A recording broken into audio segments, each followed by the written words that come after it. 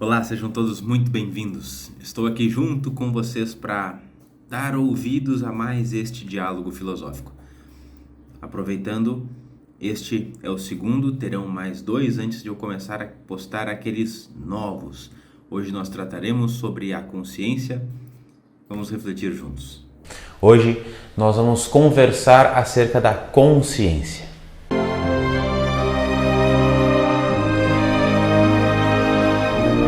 Para dar continuidade a esta nossa série sobre os diálogos filosóficos, hoje para conversar conosco está aqui novamente o Maurício. Seja muito bem-vindo, Maurício. Se alguém não conhece, está aqui a chance de te apresentar.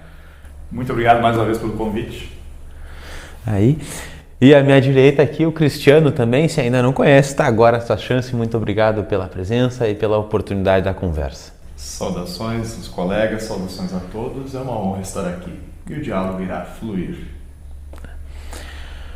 Consciência é o nosso terceiro, porque esta é a nossa terceira gravação, então consciência é o nosso terceiro tema. E para nós iniciarmos, eu colocar uma pequena abertura, para depois a gente fluir sobre este tema, que é bastante amplo, né? Essa consciência, esta palavra, o termo e os conceitos não é uma unanimidade e também é estudada por várias as áreas. É um conceito utilizado desde a psicologia, para a medicina, para a ciência, para a religião, para a espiritualidade e para a filosofia também. E como o nome da nossa série é Diálogos Filosóficos, hoje a gente vai dar uma abordagem mais filosófica do que por uma outra linguagem, por uma outra perspectiva. E ela também pode assumir várias formas. E às vezes nós falamos de consciência moral, às vezes se trata de consciência corporal, de níveis de consciência, de estados de consciência. Então, realmente é bastante amplo. Mas, como a nossa abordagem será uma abordagem mais filosófica, eu trago aqui um personagem que talvez seja um dos mais bem cotados dentro da filosofia, que muitas pessoas conhecem a filosofia por ele, que é Sócrates. Embora não seja o primeiro e não seja o único, são tantos. Mas não vou nem falar de Sócrates, vou falar da mãe de Sócrates. Acredita-se que a mãe de Sócrates era uma parteira. E mais do que isso, conta-se que ela era uma excelente parteira. Porém, por mais que fosse uma excelente parteira, existia uma coisa que ela não conseguia fazer, que era dar à luz a uma mulher que não estivesse grávida. Isso era impossível. E aqui eu pego essa analogia, essa metáfora para arriscar, trazer uma possibilidade do que ser, do que é este tema, do que é a consciência. É imprescindível que nós estejamos grávidos de algo para parir este algo. Ou seja, é necessário que nós estejamos grávidos de paz para dar luz à paz. É necessário que estejamos grávidos de amor para parir o amor, de sabedoria para parir a sabedoria.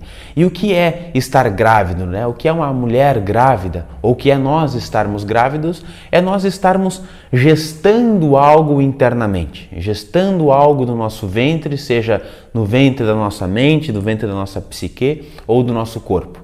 A partir de um trabalho, de uma elaboração, aquilo ali pode florescer e ir para o mundo. E eu acredito que a consciência é o que nos torna grávidos. A consciência é o que nos fecunda. Em um pequeno exemplo, pode ser tanto pela via agradável quanto pela desagradável. Pode ser que eu esteja tomando um café da manhã, coisa que eu fiz agora há pouco, a gente está gravando de manhã, e estou vendo um noticiário e vejo um acidente de trânsito. Um carro colidindo com algo. E aquele elemento, aquela imagem pode despertar em mim algo. Opa! Talvez se eu continuar dirigindo da forma como estou, de maneira descuidada, isso pode acontecer comigo. Então, Esta imagem foi um elemento de elevar a minha consciência para eu ter um novo hábito, um novo comportamento e começar a gestar em mim uma maior tranquilidade na direção. Essa é uma via mais desagradável, né? Mas pode ser por um aspecto agradável também, eu estar caminhando pela rua e ver o semblante de um mestre meditando e estar em plena paz, irradiando aquela paz, e eu coloco os olhos nele e percebo que algo em mim foi fecundado também. Aquela paz irradiou-se e me atingiu, e eu percebo que eu posso e quero desenvolver aquilo. Mas para que eu desenvolva, eu preciso gerar e cuidar isso internamente para que eu possa parir a paz também que vem do outro. Então, acredito que a consciência, como uma possível resposta para darmos início aqui, é aquilo que nos fecunda, aquilo que nos torna grávidos de princípios. E esses princípios, no caso da consciência, são sempre saudáveis, são sempre virtudes. Feita essa abertura, agora é com vocês. Maravilha, gratidão, querido Hélio. E é interessante essa evocação do maios, né, da parteira, da imagem da parteira, tanto que o método clássico da filosofia socrática maiêutica é o ato de você parir ideias ou de parir a si próprio, que é um sentido muito importante, de entendermos que algo em nós está querendo nascer e que estamos sempre renascendo, né? Existem pequenas mortes e pequenos nascimentos contínuos, respiração a respiração, dia a dia, algo em nós se transforma, mas ao mesmo tempo permanece o mesmo no sentido de uma unidade. E esse é um dos grandes mistérios que se torna o mistério do ser e também da consciência. Como nós estamos mudando todo o tempo e o universo inteiro muda todo o tempo, e ao mesmo tempo nós somos autocoerentes, ou o universo é autocoerente.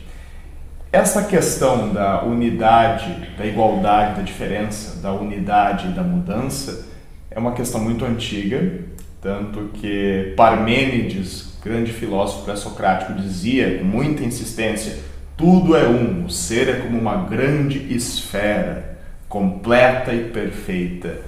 E um outro filósofo, também um gigante, que era contemporâneo, chamado Heráclito, dizia: tudo flui, pantarei, tudo muda todo o tempo. O ser é como um rio.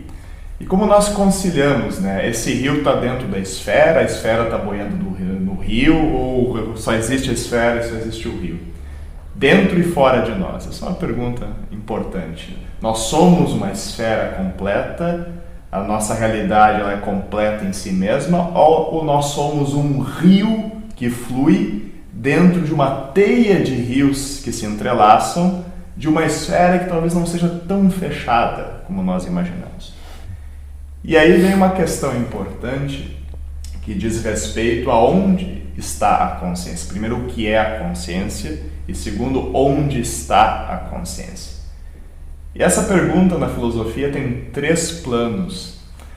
Muitas vezes se coloca a discussão da consciência no nível da psicologia, a consciência como uma função da alma, ou como a própria alma, e alguns pensadores ou cientistas colocam a alma no cérebro e a mente ou a consciência é uma função cerebral. É quase como, assim como o cérebro secreta alguns hormônios, né, como se a consciência fosse uma secreção do cérebro. Um subproduto. Né? Um subproduto, um epifenômeno, usa essa expressão, né, um epifenômeno cerebral. Mas também dentro dessa discussão da psicologia, da natureza da mente, outros invertem a equação dizendo que o cérebro é apenas o veículo pelo qual a consciência se manifesta. São 2 hipóteses, a da causação ascendente e da causação descendente. A causação ascendente é o cérebro põe a consciência, né, de baixo para cima, e a descendente é a consciência põe o cérebro. O que traz um debate que daria muito pano para manga. O segundo nível de discussão é um nível cosmológico. A consciência é uma função do cosmos, ou seja, a consciência, ao lado de matéria e energia, a consciência é algo que está ali ligando essa flutuação de matéria e energia, de partícula a onda, e também a consciência é o que desenha o próprio espaço e tempo. Então essa é uma versão um pouco mais ampla, né? Consciência como um atributo do cosmos, não do nosso cérebro.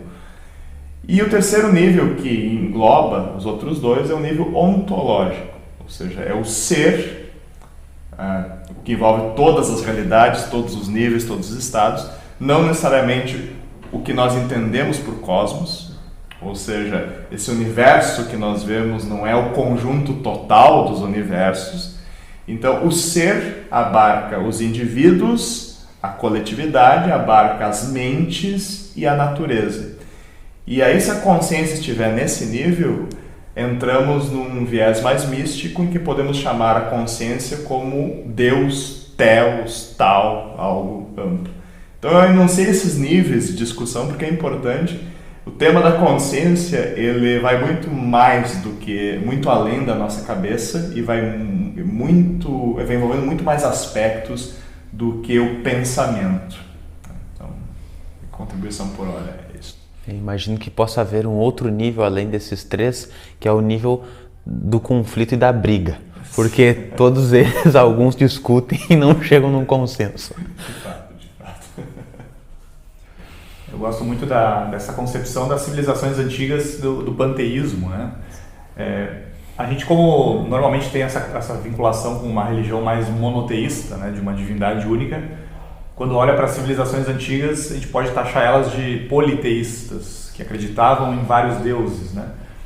Mas muito provavelmente, e estudando profundamente as religiões, a gente percebe que essas civilizações, eles eram ao mesmo tempo monoteístas, acreditavam nesse ser único, porém que se expressava, né, de diferentes formas. E aí vem essa ideia do panteísmo, né?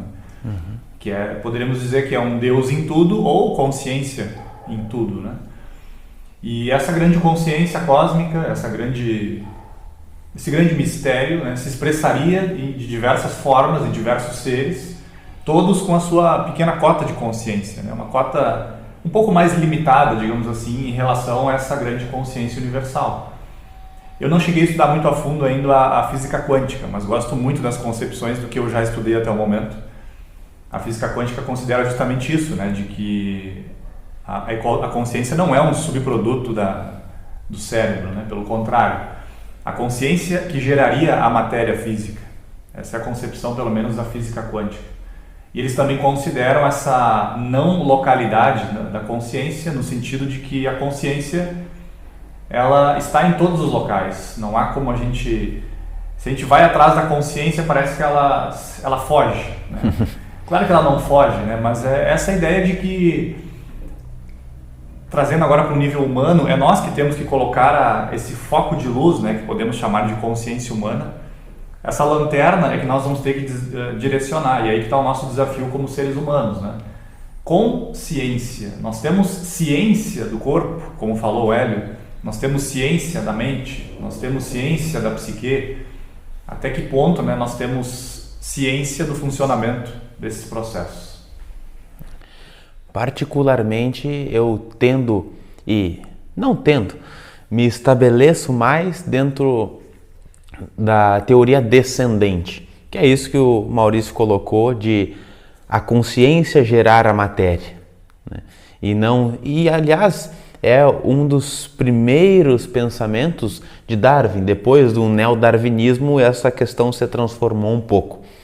Mas esta consciência se manifestando de diversas formas em todos os níveis, os 3 níveis que o Cristiano comentou, porque acredito que eles estão juntos e todos são possíveis, são reais também, porque justamente a consciência, sendo não local, ela está em todos os locais, então está em todos os níveis.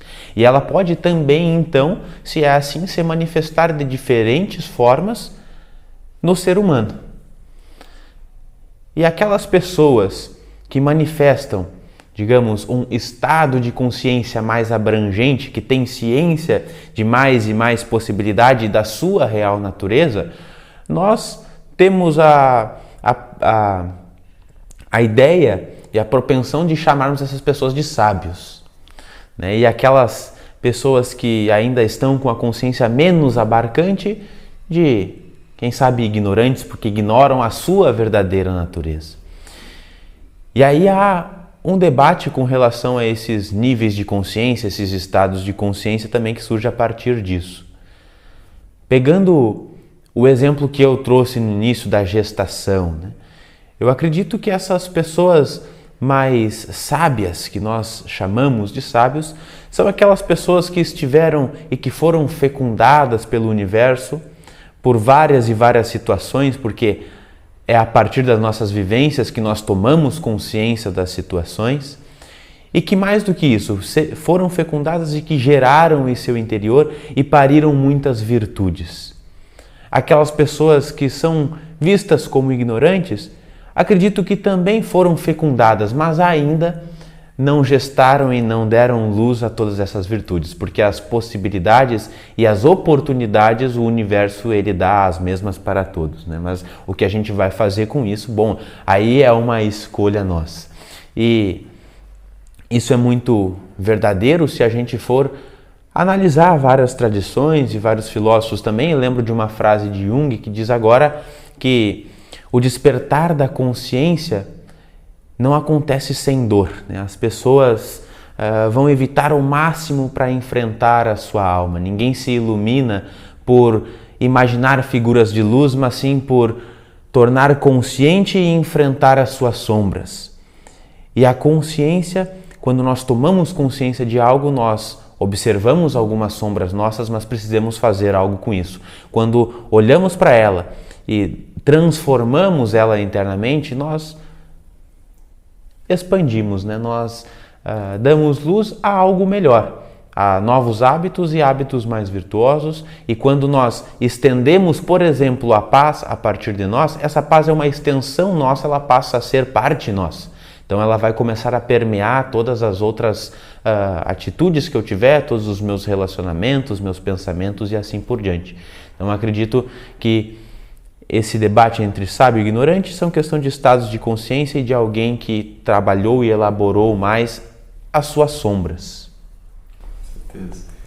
E ao falarmos de consciência, de estado de consciência, que aliás é um tema que vai nos mostrar que consciência não é, ou talvez não seja, um monobloco, né? Um tijolão gigante. Ela é como um arco-íris, ela tem uma gradação de estados, um espectro de consciência, como Ken Wilber muito bem colocado, né? Um espectro da consciência. E esse espectro se reflete nessa correlação funcional. Nós podemos falar de funções de consciência, e as funções de consciência têm uma correlação com funções de realidade. Então tudo que nós chamamos de real sempre está atrelado a uma certa reação ou interpretação que nós temos do real. Ou seja, nós falamos do real à medida que ele nos afeta e que nós interferimos intencionalmente nessa realidade ou respondemos a essa realidade. E, portanto, quando você remove a consciência, a realidade desaparece. E quando você remove alguma realidade, a consciência desaparece. O que é muito interessante, porque precisamente 3 interpretações da física quântica, tem outras interpretações que são mais materialistas, mas 3 interpretações, como a interpretação de Copenhague ou a interpretação holográfica da física quântica, elas mostram que essa função de consciência, ela talvez revele uma ressonância entre algo em nós e algo no universo, que não se dá apenas no nível da matéria e energia. Por exemplo, nos experimentos em que se mostra que o observador afeta o observado, como se a realidade reagisse a quem observa, isso pode significar muitas coisas. Uns dizem que é um erro de cálculo a ser corrigido no futuro, que é a interpretação materialista, só que daí vamos brincar, né? Caramba, como acontece o erro, né? O erro foi repetido centenas, milhares de vezes, experimentos diversos e apontam para o mesmo erro. A segunda interpretação mostra que toda vez que nós experimentamos, nós estamos fazendo isso, na verdade, na nossa cabeça. Então a gente usa microscópios e instrumentos, etc., mas a gente está sempre fazendo experimento na nossa cabeça, com auxílio de algo externo. E essa interpretação reforça o aspecto psicológico da coisa, né? Que tudo que nós falamos da realidade, nós falamos sobre nós lidando com a realidade. O que eu acho muito interessante, porque nos ajuda a relativizar pontos de vistas absolutos sobre o real. A terceira interpretação, que é muitíssimo interessante, que é a que nós compartilhamos aqui principalmente, é que a consciência que está em mim ressoa com a consciência do universo. Então, na verdade, o universo está dialogando consigo mesmo, passando por nós. E assim, quando parece que a nossa intenção afeta a realidade, a nossa observação afeta a realidade, essa consciência do universo, e essa é uma hipótese que é reforçada por alguns físicos e muitos filósofos, o universo autoconsciente está em interação consigo mesmo. E toda vez que uma energia é colocada num ponto, ele tem que atualizar a teia inteira. Sim. Porque ele é autocoerente. O que nos mostra de novo, nos conduz de novo aos 3 níveis mencionados. Eu não quis acrescentar um quarto, porque no terceiro nível tem um desdobramento teológico, que o próprio Maurício colocou, né, também. Do panteísmo, o Theos, uns colocam além do ser, né, o divino como além do ser, outros colocam o divino no ser. Só que daí o ser da consciência, na psicologia, nós podemos falar de uma ontopsicologia, né, do que está por trás do fenômeno da consciência como algo real. Então, se eu penso, a função de pensamento é atrelado a algo abaixo que sustenta a função de pensamento, de emoção, de intuição ou sensação, por exemplo. Aí nós teríamos esse nível ontocosmológico, né? Ou seja, o ser da natureza, do cosmos, e um nível ontológico, ontoteológico, que é o mistério da causa primeira ou do ser total. Mas aí vem uma etimologia, que é o ponto final que eu vou destacar agora. Consciência, né? Ter ciência, saber. Scientia vem de sire, que é ser, a cera quente. Porque a imagem é que a realidade deixava uma impressão em nós. Durante muito tempo, a consciência foi identificada como uma função passiva, a função de perceber as coisas.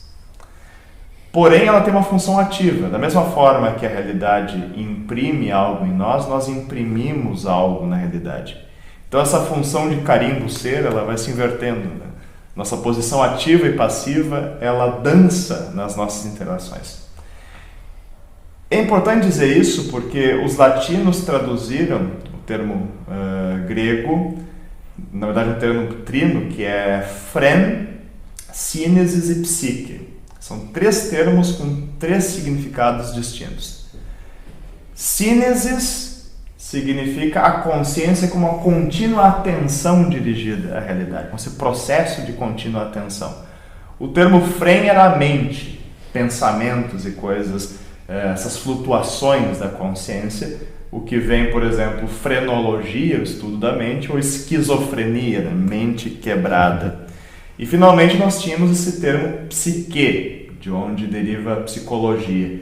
O termo psique é um pouco mais amplo, porque psique significa fôlego ou alento, tem a ver com a vida, mas significa também uma inteligência imbuída de energia. É como a fusão da vitalidade que mantém o espírito no corpo e ao mesmo tempo permite ao espírito atuar além do corpo, né? Se mover na realidade. E aí você tem essa união do material do espiritual no psique. Psique, na verdade, é essa amálgama das 2 funções, do qual vai derivar depois phren e sínesis. Portanto, consciência é uma função, mas função do quê? O que está fazendo funcionar isso? Essa é uma pergunta que até agora ninguém respondeu em definitivo, né? E trazendo essa analogia, né, dessa conexão entre espírito e matéria, os egípcios, né, colocavam a sede, digamos assim, né, o local da consciência, entre aspas, no coração. E aí há o famoso papiro de Ani, ou papiro de Ani, né, A-N-I, no qual esse papiro, né, que é uma obra, né, um desenho, uma pintura, não sei como nem definir, né, porque essas representações egípcias são muito profundas e foram feitos, né, por grandes homens e mulheres sábios, né? Mas em resumo, essa cena mostra a pesagem de um vaso que na realidade não é um vaso, é o coração humano. E aí tem toda a relação com o caldeirão celta, com o Graal do cristianismo, etc., né? Mas em síntese, esse vaso, que seria o coração humano, seria, digamos, a sede da consciência. Então essa visão mais materialista, né, de consciência no cérebro, ou o cérebro gerando a consciência, os egípcios já diziam que não era dessa forma, né? Então essa sede, né, dessa consciência, que seria o coração humano, que do ponto de vista da anatomia esotérica, o coração humano teria uma relação também com o Sol do nosso sistema solar, esse coração humano então registraria, né, todas as experiências, essas interações que o Cristiano falou, das interações entre espírito e matéria, tudo que a gente vai vivenciar durante a encarnação. Isso vai ficando registrado ali para, sei lá, né, chegar a um momento que a gente pode chamar de nirvana aqui, teoricamente, intelectualmente, mas também que nós não sabemos o que é o nirvana, né? Mas que seria essa grande libertação e talvez, né, essa tomada de grande consciência de fato de que não somos separados de nada. Eu iniciei esse nosso diálogo aqui falando justamente que a consciência ela está na ciência, está na religião, está na filosofia, e o bom da filosofia é que ela pode permear e andar por todas as outras, né? E aqui nós já trazemos alguns elementos da ciência, alguns elementos da religião e assim por diante.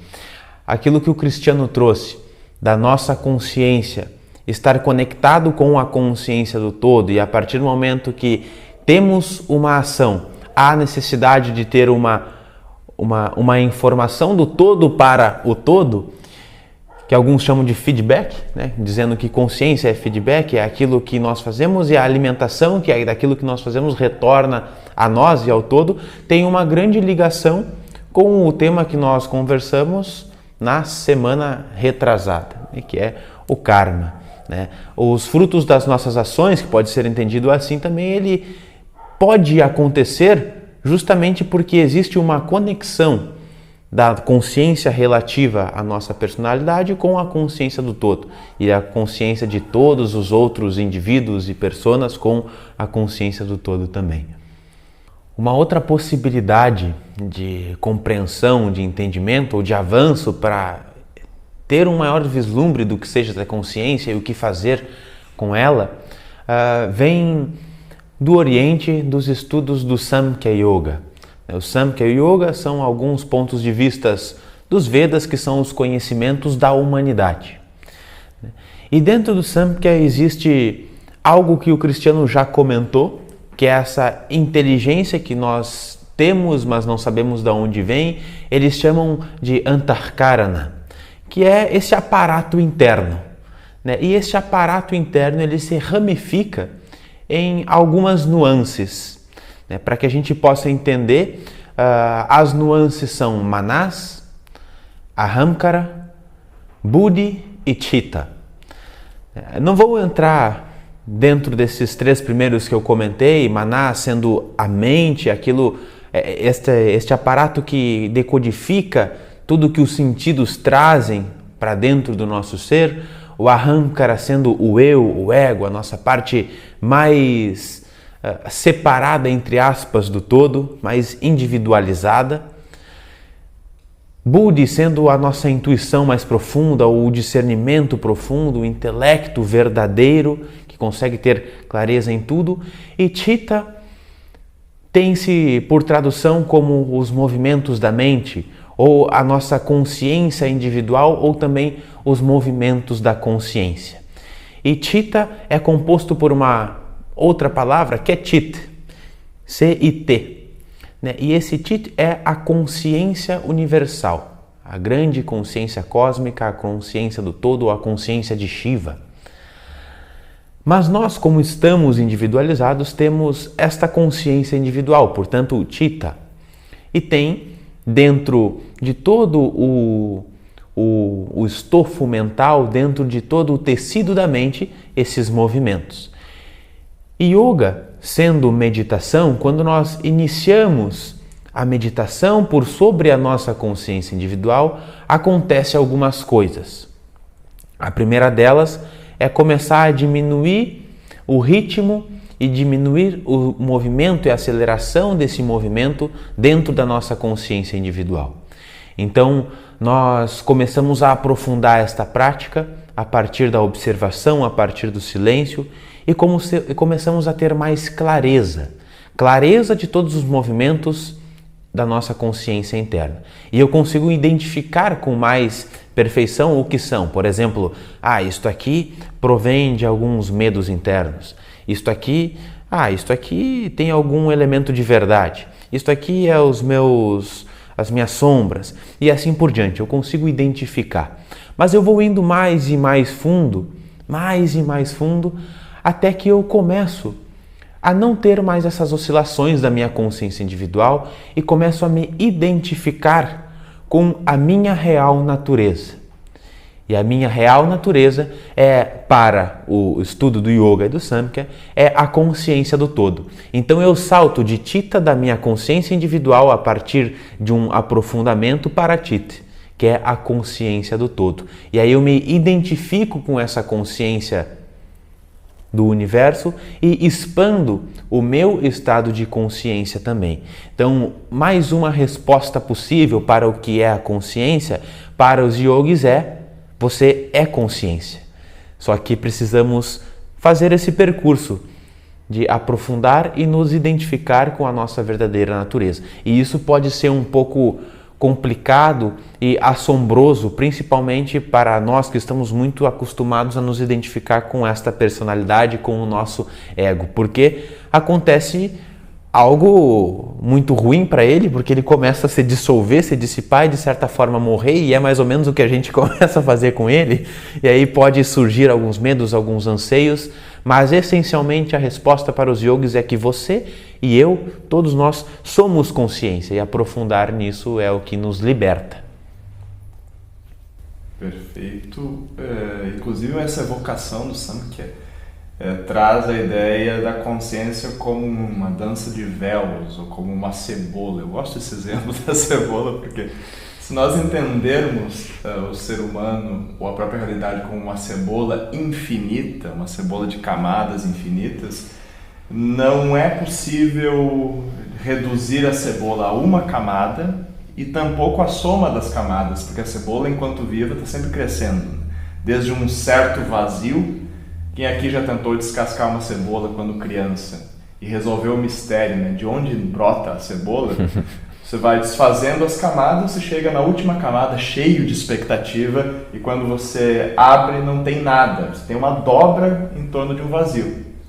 Porém, desse vazio várias camadas brotavam, esse vazio tinha uma vida secreta que irradiava para todas as camadas. Então existe um núcleo secreto e o problema da consciência tem a ver com o problema do âmago, do self, né, do Atman, para usar um termo hinduísta. E eu vou trazer aqui como complemento uma história interessante. Eu tenho um carinho muito grande pelo sufismo, pela tradição mística islâmica, que a meu ver é o coração do próprio Islã, do verdadeiro Islã. O sufismo ele é uma seita mística que surge provavelmente entre os séculos 7 e 9 da era cristã. Ele surge da união de influências cristãs, a base islâmica, com influências cristãs, influências cabalistas, influências neoplatônicas, influências gnósticas, influências védicas e influências budistas. Esse é um fato que muitas pessoas não sabem, que o sufismo nasceu de um caldeirão cultural. E os sufis, eles se referem a Deus como Hal-Halak, que é literalmente o verdadeiro real. Acho que é interessante, o verdadeiro real. Eles veem Deus não como uma consciência fora, mas como aquela coincidência da consciência com a suprema realidade. E eles falam que a nossa alma, a nossa essência foi emanado de Deus, mas teve que passar por 70 mil véus. E é uma imagem muito bonita. Quem viu a dança dos véus, né? A dança do ventre, aquela dança dos 7 véus, né? E 7 e 70 são ressonâncias simbólicas, né? 7 corpos, 7 cores do arco-íris. 70 mil você multiplica a potência desses níveis, né? Em várias subcamadas. E aí você tem metade dos véus de luz e metade dos véus de sombra ou de escuridão. A ideia do yin e do yang, que nós já mencionamos em outros episódios. E aí a alma, toda vez que ela passa por um véu de luz, ela abdica ou desativa um atributo divino e conforme ela vai entrando num véu de sombra, ela incorpora um atributo material. E aí quando ela passa os 70 mil véus, ela se encapa e se manifesta no mundo material. Mas o núcleo divino permanece, porque todos os atributos que foram desativados nessa troca, eles estão dentro da pessoa. E ela tem, ao longo da vida, de remover os véus e reativar esses atributos. E aí a ideia de consciência é algo que nos liga ao divino, que conecta o material espiritual em muitas camadas, e conforme nós acessamos um certo estado de consciência, nós acessamos um certo estado de realidade. Essa função consciência e realidade é importante. E aí, conforme os estudos do Ken Wilber, do Charles Sturt e outros sobre os estados alterados de consciência, hoje nós sabemos que as grandes tradições místicas antigas, até os atuais psiconautas, né, que usam ou técnicas ou substâncias para viajar na própria consciência, eles percorrem esses muitos véus, e a sensação é de percorrer véus, de atravessar uma camada gelatinosa e acessar um panorama que eles não viam antes. O que é interessante porque no hinduísmo havia uma tradição dos 4 estados principais, né? Nós tínhamos o estado 1, 2 e 3, vigília, sono e sonho, e nós tínhamos o turiya, né, o 4º estado, que tem várias camadas. No turiya entra desde o estado de intuição profunda até o samadhi, né, está incluído no turiya. E aí eu vou trazer uma história do Zhuangzi, né, do sonho da borboleta, uma história clássica. Zhuangzi certa vez adormece e sonha que é uma linda borboleta, né, saltitando pelas flores, aí, sentindo leve, sentindo as cores e os cheiros e aromas e sabores intensificados, e aí de repente alguém acorda ele. E ele acorda e fica uns minutos olhando para o vazio. Assim. E os discípulos ficam um pouco preocupados. Taoísta, né? Taoísta. E os discípulos ficam um pouco preocupados. O que aconteceu, mestre? Zhuangzi sonhou que era uma borboleta. E agora Zhuangzi não sabe se ele é um homem que sonhou ser uma borboleta ou se é uma borboleta que sonhou ser um homem, que está sonhando ser um homem. E aí nós vemos essa dificuldade que nós temos de saber o que é sonho e realidade. Se tudo é real, tudo é também um sonho, porque participa de estados flutuantes de consciência. Assim, e esse é o item final do que eu vou dizer, a consciência ela tem sempre essa função de portas duplas do faroeste, aquele bar de faroeste que é chinês, que é chamado Bimen, né? Portão duplo chinês. Quando você passa e entra num novo cenário e acessa um novo espectro de realidade, você sempre pode inverter e voltar. E aí você não sabe mais qual é o ponto de entrada e de saída. Porque sempre vão haver entradas e saídas, entradas e saídas.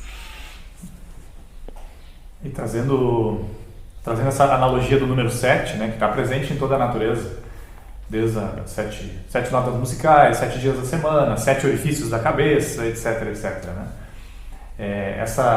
Inclusive no cristianismo tem, né? Não sou um profundo estudioso da Bíblia, pelo contrário, né? Estudei muito pouco, mas dentro da Bíblia, na questão mais esotérica, Deus criou, né, o mundo em 7 dias e descansou no 7º. Na realidade, seria justamente essa manifestação do 7º plano, que seria esse plano aqui que a gente consegue aqui sentir, tocar e perceber de uma forma muito mais palpável. E é nesse mundo aqui manifestado que a gente está tentando compreender, né, a nossa consciência, que aí traga uma outra analogia que é muito interessante, né? A ideia de uma orquestra. É como se a nossa vida interior fosse uma grande orquestra. O grande desafio é a gente se identificar com o maestro. O problema é que a gente fica dando ouvidos para aquele cara que toca violino muito mal, a gente dá ouvidos lá para aquele cara que toca violoncelo também, né, de qualquer jeito. A gente fica se identificando, infelizmente, com partes, né, da nossa vida interior. E normalmente partes desarmonizadas, né? Como o Hélio e o Cristiano trouxeram, a gente se identifica com medos, né? A gente às vezes não consegue encontrar a causa do medo, a causa da crítica, a causa do apego, e aí a gente fica se identificando aí com os instrumentos e não reconhece, né, esse verdadeiro maestro, que poderíamos aí fazer uma analogia simples com a nossa consciência, que deveria ser de fato o maestro de toda essa bagunça interior. Essa questão da consciência é muito grande. Olha só quanto conteúdo já surgiu aqui, né? Para que a gente possa refletir juntos e que vocês também possam refletir com a gente.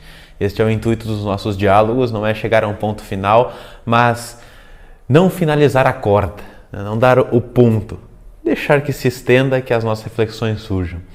Mas essa questão da projeção da consciência também é muito interessante. Não conhecia esta percepção do sufismo, sabia das influências algumas, embora não todas, achei muito bonita a história. E também dentro dos místicos tibetanos, yogis e tantos outros, eles comentam que, de fato, tudo que nós experienciamos aqui é um sonho, como o Cristiano bem comentou, porque não é o verdadeiro real. Como é que é a pronúncia do... Al-Ha-Alak. Essa aí eu já não consigo mais produzir.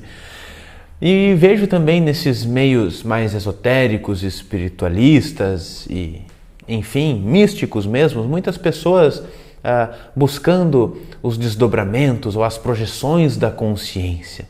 E estes mestres yogis, eles respondem justamente que tudo o que nós experienciamos é uma projeção da consciência e você está já em projeção da sua própria consciência, porque em última instância você é essa consciência do todo. Então o todo projeta-se a si mesmo para a manifestação dentro de todos esses planos, e tudo o que existe dentro dessas frequências de matéria, dentro de todos esses planos, é uma projeção da consciência absoluta, da consciência do todo. Então, buscar uma projeção para além disso que nós estamos identificados agora, é nada mais nada menos fazer o que nós já estamos fazendo. E pode ser que seja uma perda de tempo, porque pode ser que seja uma fuga. Uma fuga de buscar os elementos que estão aqui e que podem nos gerar muitos aprendizados. E isso eu falo por experiência própria, porque por muito tempo busquei essas experiências mais místicas e não estava com a consciência localizada no momento presente. A partir dos estudos de muitas e muitas tradições que evocam a meditação, fui moldando isso. E é muito interessante saber que nós temos o controle, ou melhor, podemos ter o domínio, mas esse controle, esse domínio um pouco não tão rígido, é um controle flexível da nossa consciência. E podemos colocar ela no maestro, como o Maurício colocou. Podemos colocar ela também no nosso corpo, podemos colocar ela na nossa psique e investigar cada ponto da nossa manifestação.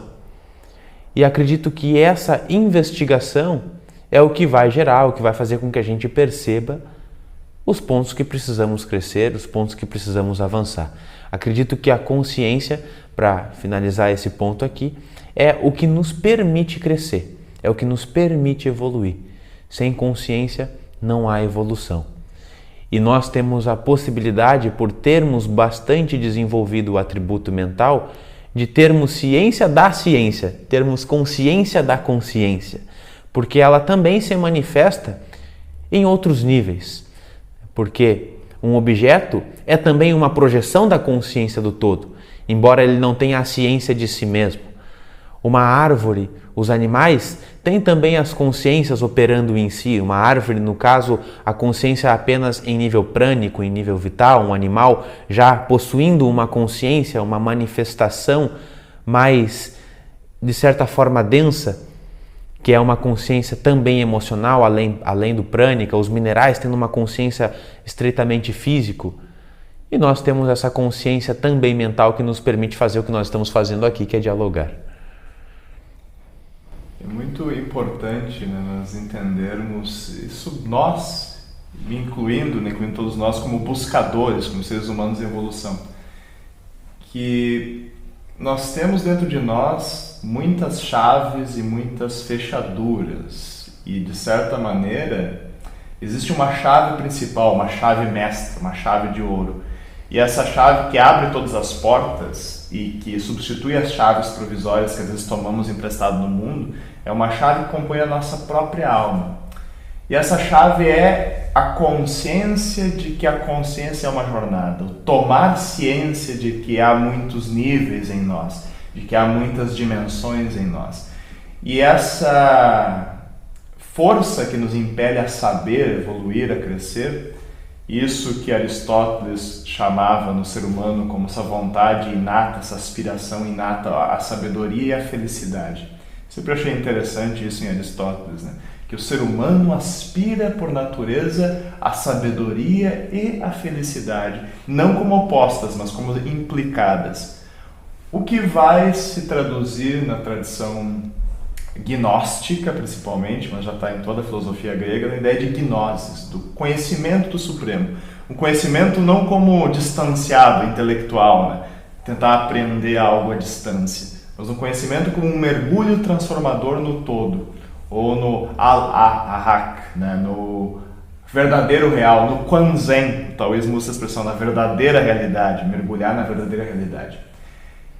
Os místicos do Islã usavam o termo irfan, os sufis usavam o termo irfan, que passava pelo fana. Fana representa nos queimarmos no altar divino, ou seja, queimarmos o ego, sacrificarmos o ego no altar divino. Pode parecer muito místico, mas essa queima, ela implica um método. Tomar consciência tem métodos. São métodos de autoanálise, de reflexão, de meditação. Há muitos métodos. Existem métodos milenares que coincidem nas mais diversas tradições. E existem métodos modernos também. O que é um método? O método é uma maneira de avançar, meta-rodos. É uma maneira de você reconhecer que você tem as chaves, que você tem esta chave da curiosidade, do autoconhecimento, e que quanto mais você busca abrir-se às realidades internas, mais você ilumina realidades externas correspondentes. Porque essa função consciência e realidade partem de uma mesma função, que é essa função gnóstica, essa função do Da'at, do Irfan, ou então, para usar um termo hindu, né, que é a própria ideia do Veda, da revelação, é a ideia de que o divino se traduz num tecido de ações que nos ajuda a evoluir. Portanto, consciência é uma função não de conhecimento teórico, mas de sabedoria transformadora. E saber é saborear o real. E provavelmente sem a gente estar realmente consciente, né, do que está acontecendo dentro e o que está acontecendo, obviamente, fora, sem essa consciência a gente não vai ter, de fato, uma experiência, né? Porque esse é um tema polêmico, mas, por exemplo, tem pessoas que vivem décadas e talvez não viveram, porque talvez lhe faltou um pouco de consciência. Ou seja, o que gera realmente, de fato, uma experiência que possa alimentar a nossa vida interior, talvez seja a consciência, né? Esse requisito básico para gerar uma experiência. E entra aí o desafio para cada um de nós, né? Até que ponto nós temos posse de fato da nossa vida, até que ponto nós temos consciência da nossa vida, até que ponto nós estamos atentos, até que ponto, como disse o Hélio, até que ponto nós estamos presentes naquilo que fazemos, né? Para que de fato aquilo gere uma experiência, porque senão a gente vai só vivenciando várias e várias, né, enfim, circunstâncias, sem assimilar o que de fato aquilo queria nos ensinar. E para nós irmos encaminhando esse nosso diálogo dentro das nossas falas finais, das nossas, entre aspas, conclusões, né, eu gostaria de trazer como minha fala final aqui, de que tomar consciência é muito importante. Mas tomar consciência não é o suficiente. De fato, nós precisamos, como o Maurício acabou de falar, estarmos presentes e atentos para ter consciência daquilo que estamos fazendo, do que aquilo está gerando. Mas, quando nós tomamos consciência, por exemplo, de uma ferida que está no meu braço, não basta eu só ter consciência, eu preciso ter uma atitude com esta consciência, né? Ou fazer um curativo, ou ir ao médico, ou não sei, cada caso exige uma atitude. Então, que a gente possa também, além de ter consciência, saber o que fazer com essa consciência. E o mais interessante é que dentro da consciência está imbuído também intuitivamente o que fazer. Porque uma coisa é certa, consciência ou conhecimento, mas consciência é um caminho sem volta. A partir do momento que nós tomamos consciência de algo, Este algo, se nós não tomamos uma medida, se nós não fazemos algo com isso, vai ficar martelando internamente. E a nossa consciência não conseguirá estar tranquila. Deitaremos a cabeça no travesseiro e vão vir alguns automutilações, chicotes de nós para conosco mesmos. Então, que a gente possa ter a sabedoria para saber o que fazer com as nossas tomadas de consciência, que a gente possa avançar, para que a gente possa ter o melhor proveito desta experiência, desta encarnação, e que em uma próxima oportunidade consigamos dar saltos, não apenas caminhadas da nossa evolução. É essencial que nós nos reconheçamos em jornada. E o taoísmo, como minha fala final, vou evocar o taoísmo. O taoísmo vem desse termo tao, que é o caminho, mas também representa um estar a caminho, em que o caminhante, o caminho e o ato de caminhar se tornam um. Se nós entendemos a consciência como um campo e ao mesmo tempo como um processo, algo que unifica vários níveis e camadas, mas algo que evolui e está sempre se atualizando, nós percebemos que cada experiência, cada aprendizado nos ajuda a aprofundar e expandir a consciência. Aprofundar porque nós vamos descobrir esferas de nós mesmos que antes não conhecíamos e ativaremos potenciais que antes não explorávamos. E expandir porque nós vamos conseguir ver e interagir com novas gamas de realidade. E essa correlação entre altura e profundidade, entre centro e amplidão, ela é ilustrativa porque consciência é uma função de 10 direções. No budismo se fala, contemplar nas 10 direções. O taoísmo ele traz uma ideia interessante de que nós temos Jin, Qi e Shan, que nós temos a nossa potência vital, a nossa essência, aquilo que é o nosso conjunto de talentos, heranças biológicas e aquilo que é a nossa força motriz, nossa Kundalini, para usar uma ressonância com o hinduísmo. Nós temos o Chi, que é a nossa energia, então a nossa potência se manifesta como energia e essa energia alimenta a consciência.